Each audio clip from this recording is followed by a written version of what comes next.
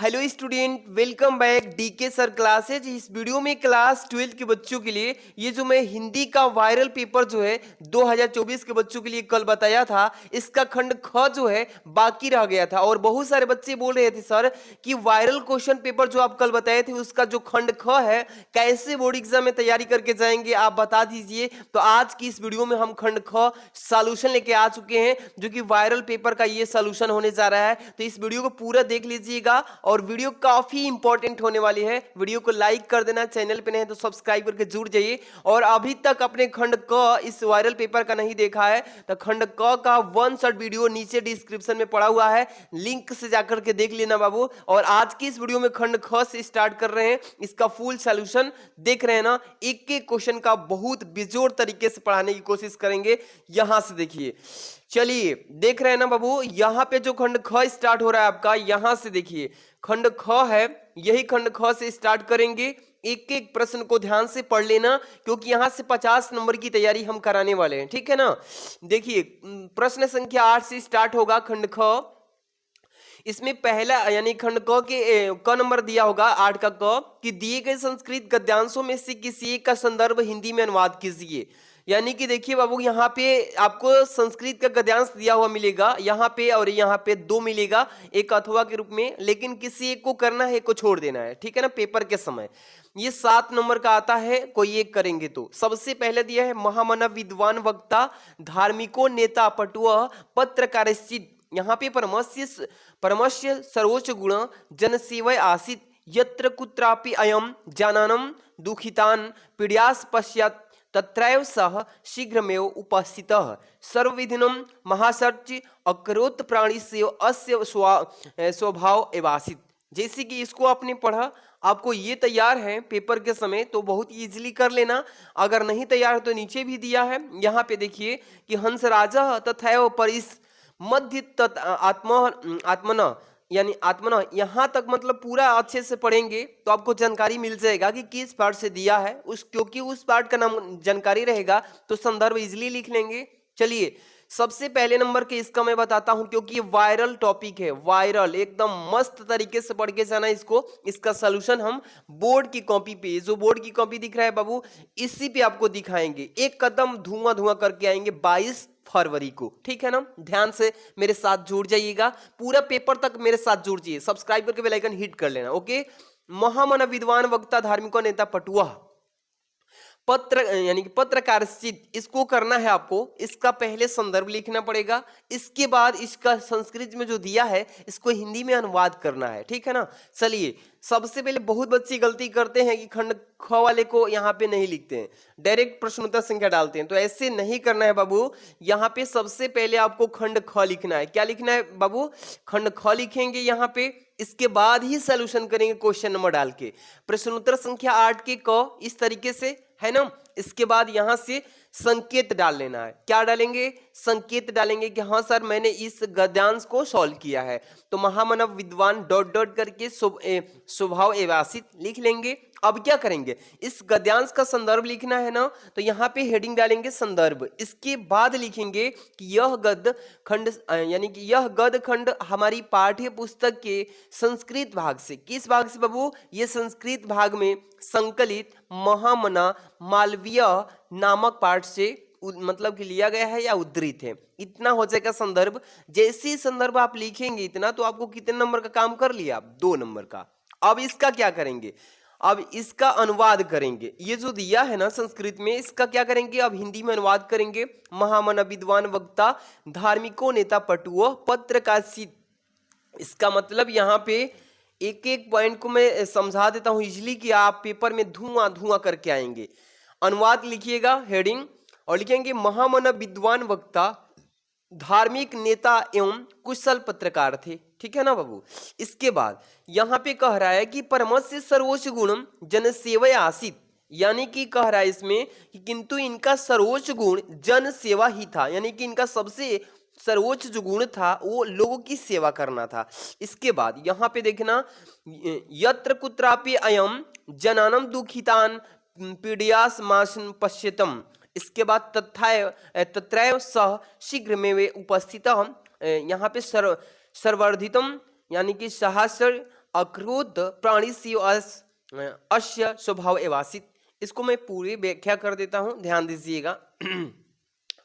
अब यहां तक हो गया ना कि वो लोगों की सेवा करता था, जहां कहीं भी ये लोगों को दुखित देखते और पीड़ित देखते थे वहीं शीघ्र उपस्थित होकर सब प्रकार की सहायता करते थे, यानी किसी भी तरह का अचूक न रह जाए उस तरीके से अपना पूरा योगदान देते थे और प्राणियों की सेवा इनका स्वभाव था। बस इतना लिखना है, ज्यादा नहीं लिखना है। जैसे मतलब पूछेगा जितना में रहेगा उतना का ही जवाब देना है। समझ में आ गया? आगे चलें और ये वाला आप अच्छे से पढ़ लेना। हम बोल रहे हैं ना 100% ये वाला पूछा जाएगा, बट दोनों तैयार कर लेना वायरल क्वेश्चन पेपर को। इसके बाद हम 8 का ख नंबर में चलेंगे। प्रश्न पूछा है कि दिए गए पद्यांशों में से किसी एक का संदर्भ सहित हिंदी में अनुवाद कीजिए। ये भी 7 ही नंबर का है। मुझे तो लगता है कि आपका संस्कृत का जो श्लोक आता है बाबू, ये श्लोक सबसे आसान आता है, ठीक है ना, क्योंकि छोटा सा काम करना है 7 नंबर मिल जाता है। कैसे? जैसे कि यहाँ पे ध्यान देना कि नमे रोचते भद्रम व उल्कस्य विवेचनम अकुद्रस्य मुखम पश्य कथम कुद्दो भविष्यत। इसको पढ़ लीजिए, 2 लाइन को तो आएगा, इसको कर लेना हल, या अथवा में भी दिया है इसको कर सकते हैं। जैसे कि मैं पहला ही बता देता हूं, इसका पहले संदर्भ लिखेंगे, इसके बाद इसका अनुवाद करेंगे हिंदी में। तो नमे रोचते भद्रम व उल्कस्य विवेचनम कुद्रस्य मुखम पश्य कथम कुद्रो भविष्यत। तो इसको करना है, सबसे पहले क्या करना है, प्रश्नोत्तर संख्या आपको डालना है। चलिए ध्यान दीजिएगा, देखिएगा प्रश्नोत्तर संख्या 8 का ख ऐसे डालेंगे ना तो एकदम बढ़िया नंबर आएगा आपका। एक एक प्रश्न का मैं ध्यान दिलाते चल रहा हूं। प्रश्नोत्तर संख्या 8 का ख, और ये जो है संकेत आप डालना मत भूलिएगा। किसी भी प्रश्न का गद्यांश संस्कृत का या पद्यांश कर रहे हैं, संकेत जरूर डालिएगा, ठीक है बाबू। नमे रोचते डॉट डॉट करके कुद्दो भविष्यत, इसी हम पद्यांश को कर रहे हैं श्लोक को, ठीक है। अब इसका संदर्भ लिखेंगे। चलिए कि प्रस्तुत श्लोक हमारी पाठ्य पुस्तक के संस्कृत भाग में संकलित जातक कथा नामक पाठ से उलुक जातकम शीर्षक से उद्धृत है। इतना क्लियर लिख लेंगे ना, साफ साफ, कोई दिक्कत नहीं आएगा ना। अब हम चलेंगे, इसका अनुवाद करते हैं बाबू, ध्यान देना। यही बोला है इसमें कि नमे रोचते भद्रम वह उलुक से विवेचनम। इस लाइन का यहाँ पे अनुवाद करेंगे। सबसे पहले एक एक पॉइंट को मैं समझाने की कोशिश करूंगा आपको कि बेहतर समझ पाए आप।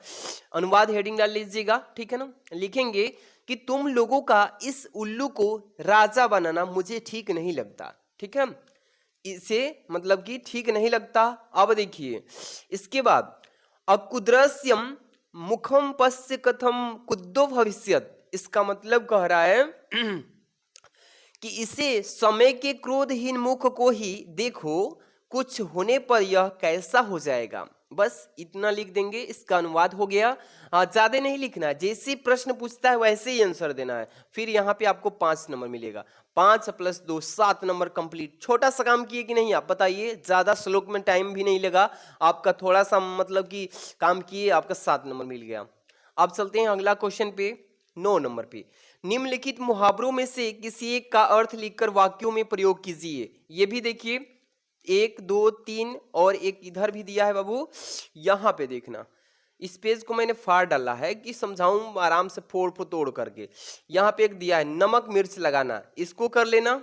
या यहाँ पे चलिए, यहाँ पे तलवार की धार पर चलना, इसके बाद टका सा जवाब देना, इसके दाल में काला होना।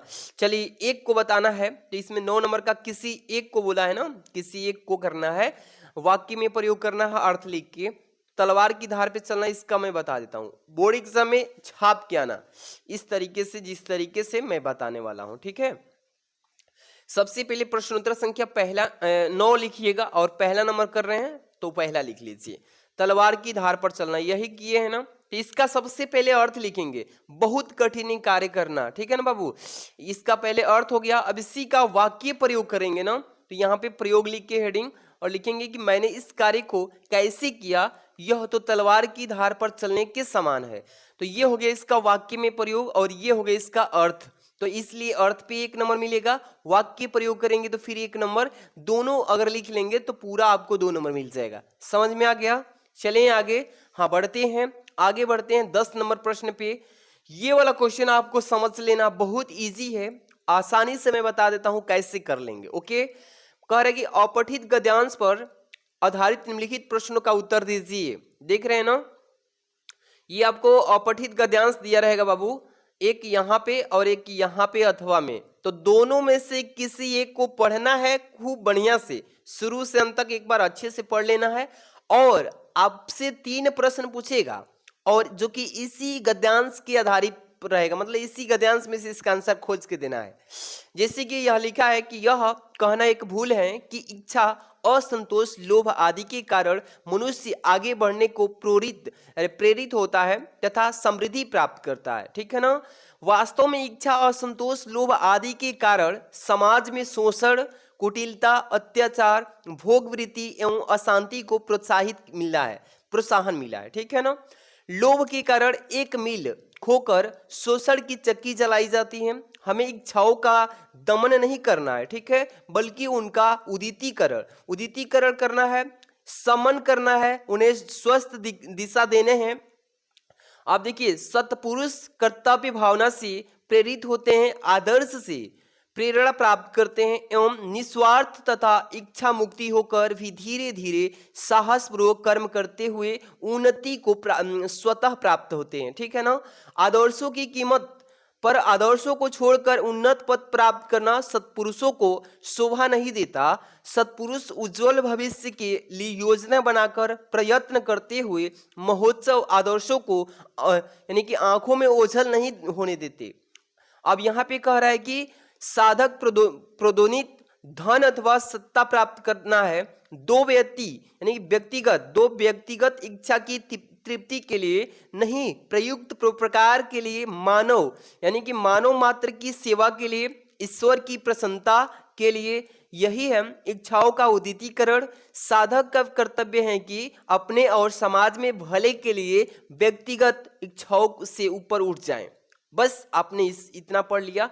अब देखिए बाबू, इसमें 3 प्रश्न पूछा है, मैं इसको सॉल्यूशन करा देता हूं, ठीक है ना। ध्यान दीजिएगा, ऐसे आएगा तो किसी भी गद्यांश को अपठित को धुआं कर देंगे। ठीक। पहला नंबर, लेखक के अनुसार इच्छा, लोभ आदि का क्या परिणाम होता है, इसी में इसका आंसर दिया है, खोज के आराम से लिखेंगे। दूसरा है कि आदर्शों की रक्षा के लिए सत्पुरुष का क्या रुख होना चाहिए, इसी में दिया है। तीसरा है इच्छाओं का उदितीकरण का अर्थ क्या है, इसी में दिया है। चलिए बताते हैं ना, देख लीजिए बाबू। प्रश्नोत्तर संख्या पहले लिख लीजिएगा अपने कॉपी में, यूपी बोर्ड के टॉपर्स की तरह। प्रश्नोत्तर संख्या 10 की क कर रहे हैं ना, बस काम कंप्लीट। संकेत थोड़ा डाल लेना कि क्योंकि 2 दिया है ना, एक यहाँ पे और एक यहाँ पे, तो किसको किए हैं। एग्जामिनर वो जो कॉपी चेक करेगा ना तो ध्यान देगा संकेत पे कि हाँ ये जो बच्चा है इसको किया है, तो जान जाएगा कि बच्चा चालाक है, इसको फुल नंबर हम देंगे। ठीक है ना।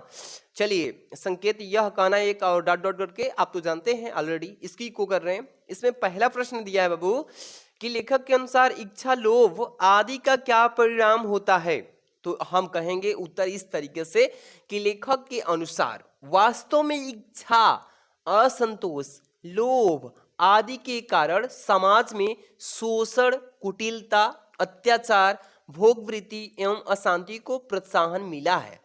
पढ़े ना आप, इसी में सब कुछ दिया हुआ है, दिया है कि नहीं, सभी प्रश्नों का उत्तर इसी में दिया है। आराम से लिख लेंगे कि नहीं। जैसे आदर्शों की रक्षा के लिए सत्पुरुष का क्या रुख होना चाहिए, आदर्शों को छोड़कर उन्नत और प्राप्त के सत्पुरुषों को शोभा नहीं देता। सत्पुरुष उज्जवल भविष्य के लिए योजना बनाकर के प्रयत्न में लगे रहते हैं, जो कि महोत्सव आदर्शों को आंखों से ओझल नहीं होने देते। आराम से छाप लेंगे कि नहीं, हमने यहाँ पे छोड़ा है, आराम से लिख लीजिएगा। एक तो छोटा सा और प्रश्न, इच्छाओं का उदितीकरण का अर्थ, बस उदितीकरण का मतलब क्या होगा, तो यहाँ पे लिख दिए उदितीकरण का मतलब कि उदात्त स्वरूप प्रदान करने की क्रिया को कहते हैं उदितीकरण। आ जाएगा कि नहीं, देख लीजिए। 1 नंबर पहले पे मिलेगा, 2 नंबर दूसरा पे, फिर 2 नंबर तीसरा पे। कितने नंबर का है बाबू, 5 नंबर, पेपर में छाप के आइएगा। चले आगे बढ़ते हैं। यहां से करें निम्नलिखित शब्द युग्मों का सही अर्थ चुन करके लिखिए। देखिए यहाँ पे पहला प्रश्न दिया 11 का, वसन व्यसन का अर्थ क्या होगा, विवश और व्याकुल, कवच और भोजन, वस्त्र और आदत। तो ये सी नंबर हमको लग रहा है सही है, क्योंकि वसन का मतलब वस्त्र होता है, व्यसन का मतलब आदत होता है। ये सी नंबर सही है, ऑप्शन पहला का सी। अब देखिए यहाँ पे लिखने का तरीका भी बता दूं थोड़ा सा आपको, है ना। 11 के क नंबर बाबू और 1 नंबर का सी नंबर ऑप्शन है ना, सी नंबर सही था। तो वस्त्र और आदत लिख लेंगे इस तरीके से, इसी फॉर्मेट में छाप छाप के लिखना है। आगे बढ़े, चलिए अगला प्रश्न 11 का दूसरा नंबर ध्यान दीजिए कि अम्बुज और अम्बुद। अम्बुज अम्बुद का अर्थ क्या होगा सही सटीक। इधर चलिए, इधर यहाँ पे अब यहाँ पे विकल्प दिया है ना कि बादल और समुद्र होगा, कि जल और कमल होगा, कि कमल और बादल। तो यहाँ पे सी नंबर कमल और बादल लिख लेंगे कि नहीं, आराम से देख लीजिए। देखिए यहाँ पे आराम से समझ में आ गया ना, कमल और बादल लिख लेंगे ना ऐसे। दूसरा का सी नंबर सही है, यहाँ पे वही चीज मैंने लिखा है, समझ में आ गया। आगे बढ़े, चलिए इसके बाद 11 के यहाँ पे ख पे चलेंगे। निम्नलिखित शब्दों में से किसी एक के शब्द के दो अर्थ लिखिए। इसी को प्रवाची भी बोलते हैं बाबू। जैसे यहाँ पे पहला दिया है अंबर, अंबर का दो अर्थ लिख दीजिए। या यहाँ दूसरा है पट, पट का भी दो लिख लीजिए। तीसरा है यहाँ पे विधि, विधि का भी दो लिख लीजिए। चौथा है नग, नग का भी दो लिख लीजिए। मतलब लेकिन किसी एक का ही करना है सोल्यूशन। चार दिया है ना, तो किसी एक का करना है, तीन को छोड़ देना है। जैसे अंबर दिया है, अंबर का आकाश हो जाएगा बाबू, क्या होगा, आकाश हो जाएगा। इसके बाद गगन भी लिख लेंगे, ठीक है ना, इस तरीके से। तो यहाँ पे देखिए प्रश्नोत्तर संख्या 11 का ख नंबर। यहाँ पे पहले मैंने किया है अंबर का, तो यहाँ पे आकाश लिख लीजिए। या वस्त्र भी होता है या गगन भी होता है, समझ में आ गया ना। चलिए इसी तरीके से लिखना है बाबू।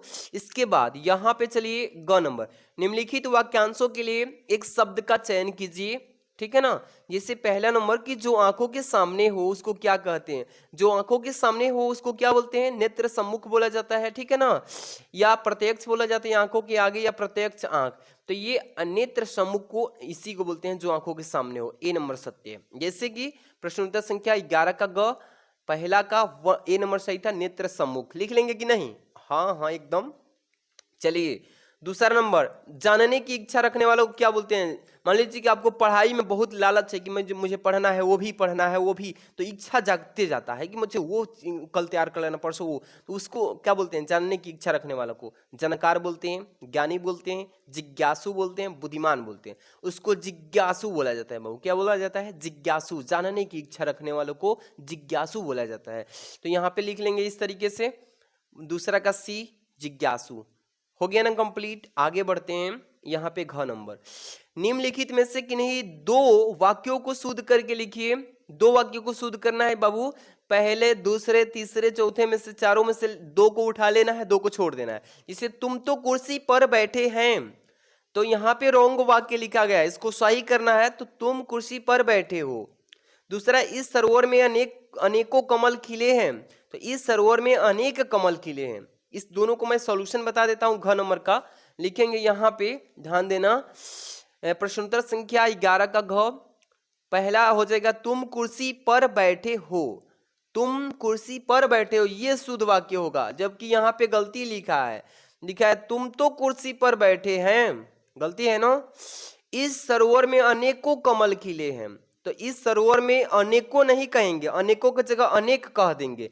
इस सरोवर में अनेक कमल खिले हैं, समझ में आ गया ना, अनेक का मतलब समझ ही लिए, शुद्ध हो गया।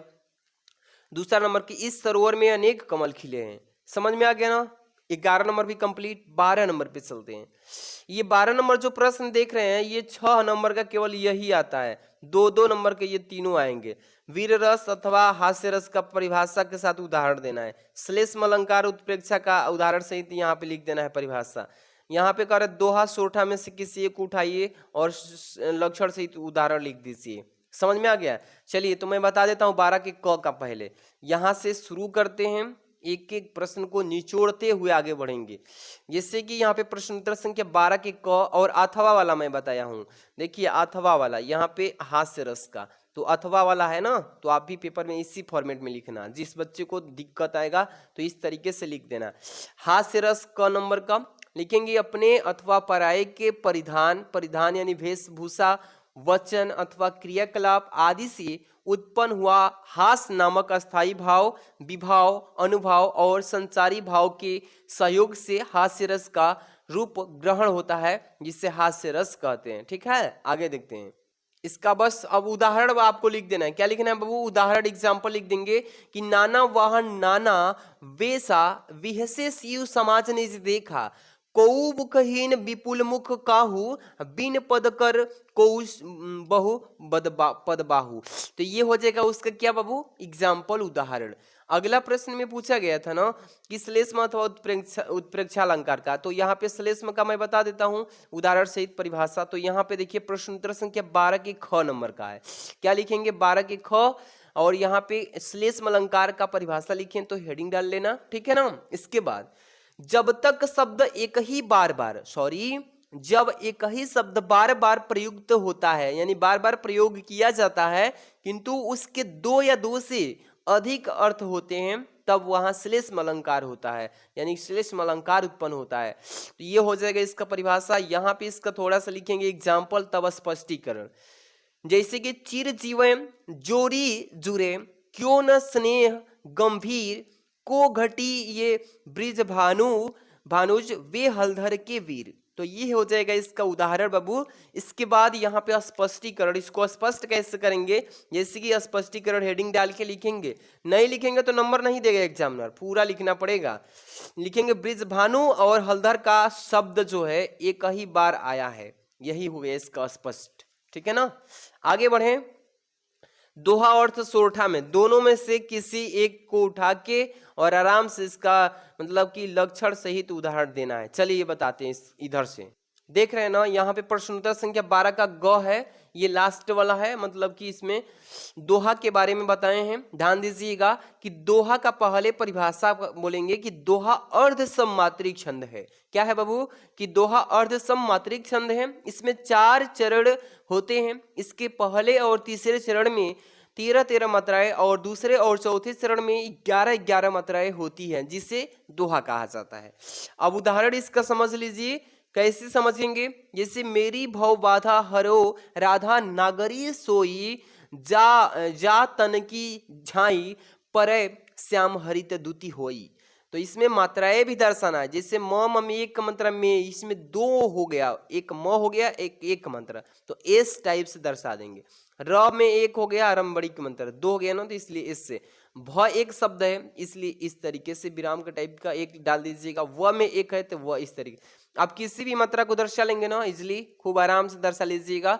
चलिए ये हो गया उदाहरण। इसके बाद 13 नंबर जो प्रश्न है, बैंक में खाता खोलने के लिए बैंक प्रबंधक आवेदक प्रधानाचार्य को पत्र लिखने के लिए बोला गया है इसमें, या अथवा में भी दिया है कि शहर में फैली गंदगी बीमारी के जिला अधिकारी को आकर्षित करने के लिए एक प्रार्थना पत्र लिखिए।